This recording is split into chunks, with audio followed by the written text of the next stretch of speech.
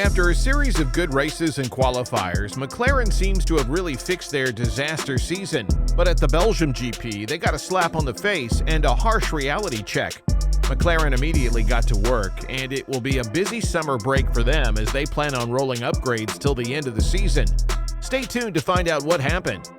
Many believe that if McLaren could find the right conditions for their car, they could become a serious threat.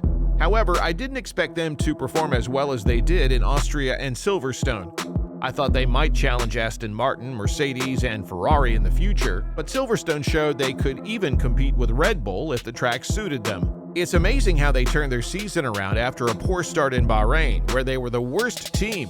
Now they are the second quickest in both qualifying and race pace, leaving Mercedes and Ferrari puzzled. McLaren has shown us how to make a remarkable comeback in the 2023 season. Still, we shouldn't get too ahead of ourselves in the fight for second place in the Constructors' Championship.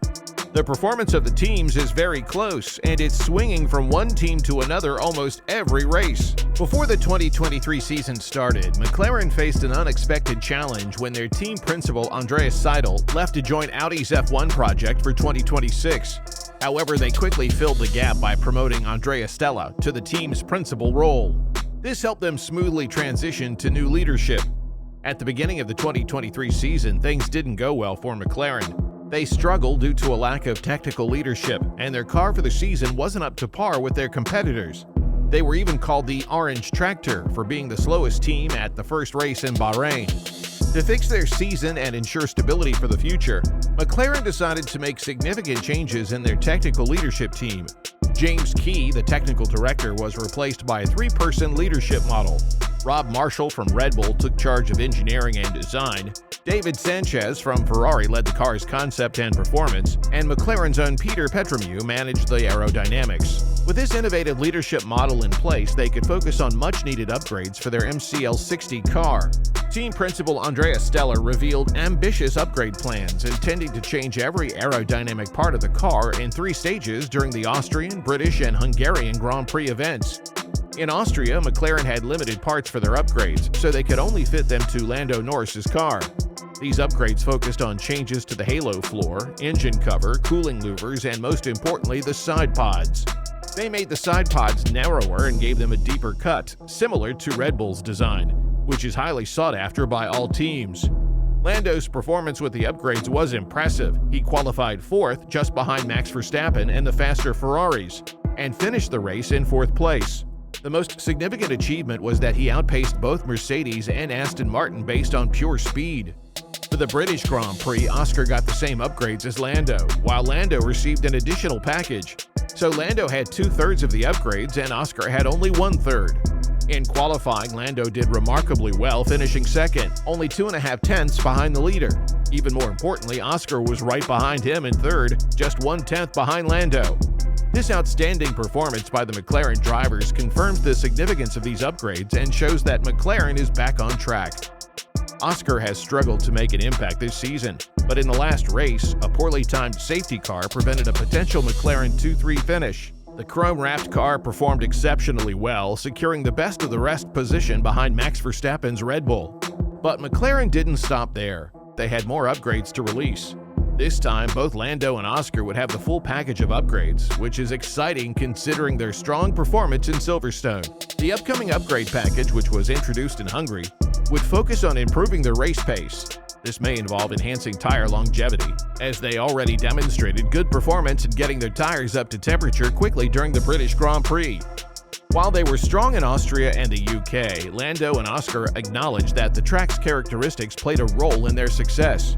High-speed corners at tracks like Austria and Silverstone suit McLaren's strengths, but at tracks with fewer high-speed sections, their advantage might diminish.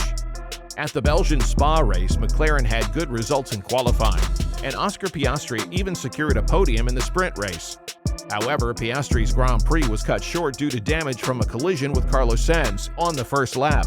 On the other hand, Norris managed to salvage a 7th-place finish after a difficult start. McLaren's team principal Andrea Stella admitted that the weekend showed areas where they still need to improve. He acknowledged that some aspects of the car have indeed improved, but there are still areas that haven't been addressed yet. This weekend told us that where we could do work, he said. The car is improved in some areas. This was confirmed, but at the same time, this weekend confirmed the areas that we haven't addressed yet. The weekend served as a reality check, reminding them that there is more work to be done and certain issues need urgent attention. This urgency is due to the upcoming race after the summer shutdown, which is Monza. They cannot afford to face the same challenges they encountered in Spa during the Monza race. McLaren didn't have an optimized low-drag rear wing, which affected their straight-line speed. Stella admitted that improving straight-line speed is an area where they need to focus. He explained that while the current wing configuration gave them an advantage in the days leading up to the race, it became a significant issue during the actual Grand Prix. Stella acknowledged that there are some valuable lessons to be learned from the weekend. He clarified that they didn't intentionally choose this configuration, but improving the car's efficiency at low drag is on their to-do list. However, it was not their top priority in the previous months.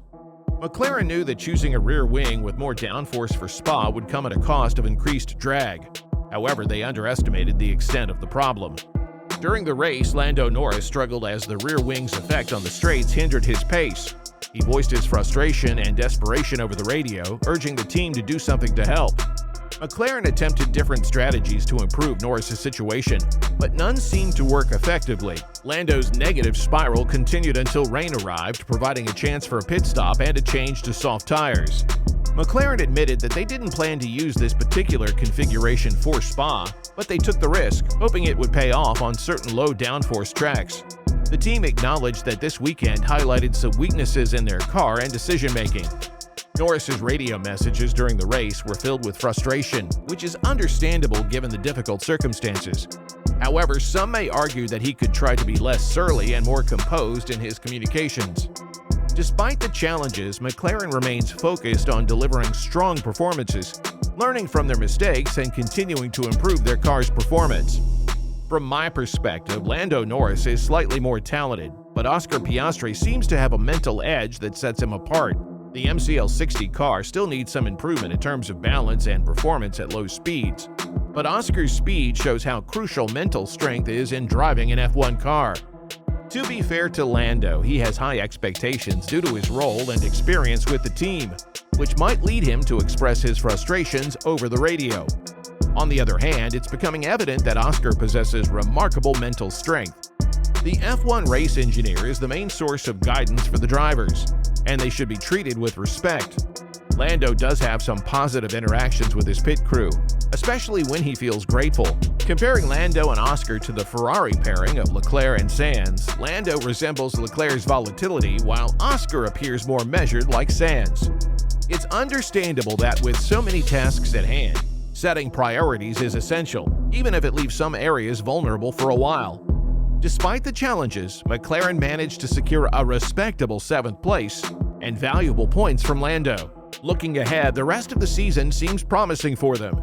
The design team has done an excellent job of improving the car since James Key's departure, and they deserve recognition for their efforts. Overall, McLaren is on the right track, and their performance is looking up. What are your thoughts on this? Let us know in the comments section below.